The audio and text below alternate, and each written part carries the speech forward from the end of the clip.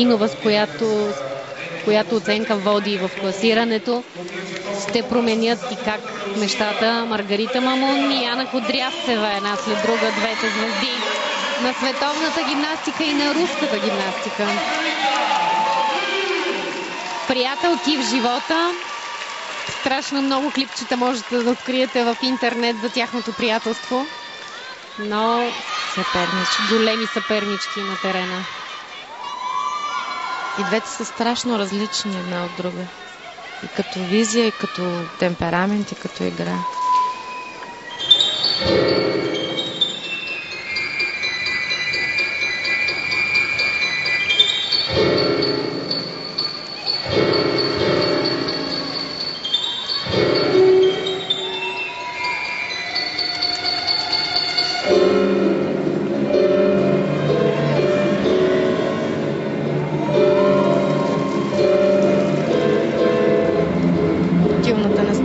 И равновесието не са. И двете неща не се задържаха достатъчно добре.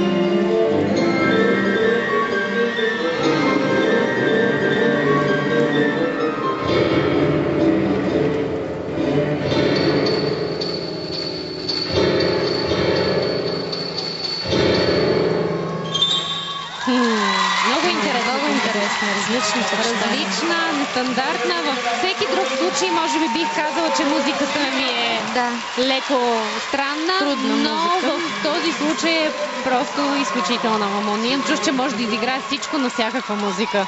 Да. Докато за Кудрявцева не мога да кажа това. Не. При Кудрявцева с нейната танцовална постановка, балетна, някак винаги си я представям в този вид. Класика, да, но виждате, че Топка играе вече на джаз. И отива. И много и отива. Тя стана много по-женствена тази година. Изведнъж стана много по-женствена.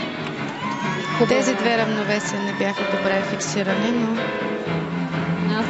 не знам дали ще се отчетат съдиите за трудност. Не знам какво би казала.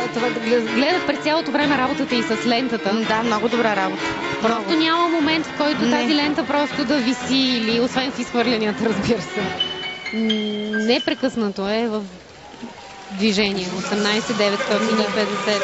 Иначе би било над 19. Едно от равновесието, да. Видимо не се беше задържал. Но да, това е.